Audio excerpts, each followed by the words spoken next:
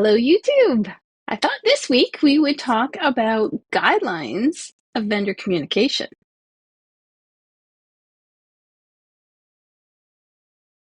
Hello, my name is Katherine. I've been in supply chain operations procurement for the last 30 plus years, the last 20 plus years with public service in Canada.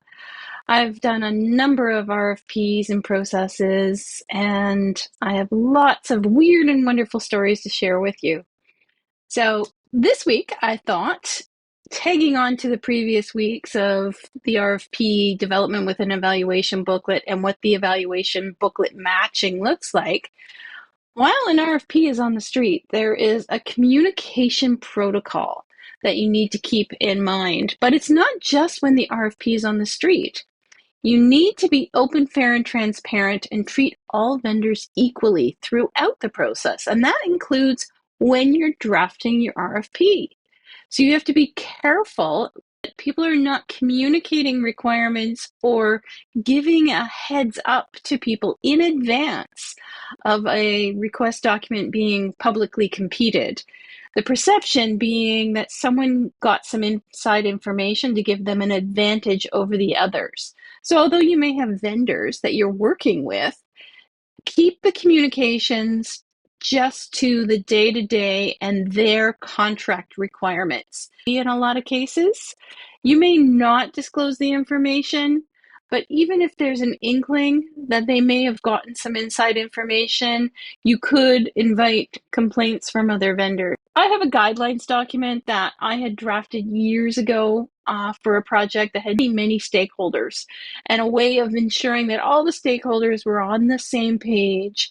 We let them know that this is the protocol before the RFP is posted while we're developing our requirements. This is the protocol while the RFP is posted, and then for during evaluations. And generally, when it's posted and during evaluations, all communications are through the named contact on that request document. That way, everything has an audit trail, everything's documented, there's no potential that someone had information. For instance, we used to give an example in classes that although you may have a contract with a vendor right now, unrelated to your request document, if you are seen going out for coffee with them, a competing vendor may see that and think, oh, they're asking them questions about the RFP. You may not be talking about that RFP whatsoever, but perception becomes reality. In the guidelines document, we do let people know, try to eliminate any social visits, keep everything business on existing contracts. If you do not have a contract with a potential vendor while an RFP for their services is on the street, do not invite any sales pitches or any discussions with them directly. Redirect them to the contact on the RFP document to keep everything on the level. I'm not saying anybody is doing anything wrong. It is more about perception. Competing vendors, if someone's unsuccessful, they will complain about things that may not have occurred, but it then lends itself to an investigation and could potentially delay your contract award.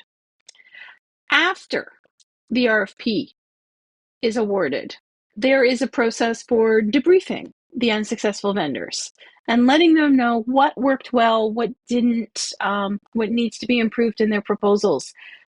Direct all communications again to the contact name on the RFX and encourage that debriefing process. Avoid engaging with anyone who wants to complain about the process or inquire about the process if they have not gone through their debriefing process first. I have a story of a particular vendor that immediately when they didn't get the award, and all the company names of who does get the award are publicly posted, he took offense to who received the award and immediately started calling people and complaining. I had coached everyone and had these guidelines given out that they redirected him to the named contact, myself, on the RFP. And I listened to his concerns, and I did let him know, I encourage you to have a debriefing. There is a proper vendor complaint process. First step is go through the debriefing. Understand how we scored your proposal first. And then if you have any further complaints from there, then this is the escalation process.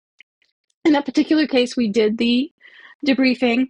He still didn't believe the information, even though we could show him, you didn't answer this question very well, but he still wanted to complain. So we gave him the link to the vendor complaint process. First step they did was, did you have a debriefing? Yes. Do you have your debriefing summary of where you scored well and what areas for improvement? Yes. And then they reviewed and went back to him, sorry, there is no valid complaint in this. So then he took it to the next level. Ultimately, he ended up writing to the minister's office. The minister's office assistant contacted me as the named contact on the procurement, asking me what occurred. I gave her the debriefing notes. I gave her a copy of the evaluation. And then I was asked to help them draft the response. I provided them the information that was factual for the evaluation. We had an evaluation committee of 5 people. It was scored based on the proposal against the published criteria. We gave the information of what they scored well on and areas for improvement. Minister's office drafted their letter, sent it back to the vendor. It wasn't a valid complaint, but what triggered this particular person's complaint was seeing one of the evaluators with the winning proponent. He believed this particular evaluator had a bias against his company. And even all throughout the complaint process, I explained we had a committee of 5 evaluators, and I was there overseeing as a facilitator for fairness. There was no bias in the process, and one voice did not affect the others either. All the scores were all fairly even. So I'm just kind of a long story to get the point across that perception becomes reality for some of these vendors. So you have to be very careful how you are seen communicating with competing vendors while there is an RFP on the street. And then even afterwards, ensure that they go through the proper process so that the information is factual when they get back to them. Now, when there is no procurement out, there is some good communication guidelines and some, you want to try to avoid trade shows, sales calls, those types of thing. It's understood that you need to educate yourself, but you have to be very careful of disclosing information about the organization's requirements, because even though you're gathering information, if you disclose information at a trade show or on a sales call, you've given this company an advantage for future procurements. So you have to be very careful with that communication. Yes, definitely go out, trade shows, sales calls, demos, learn about other products as long as you're not in the middle of a procurement, but be very careful about the amount of information being disclosed during those calls.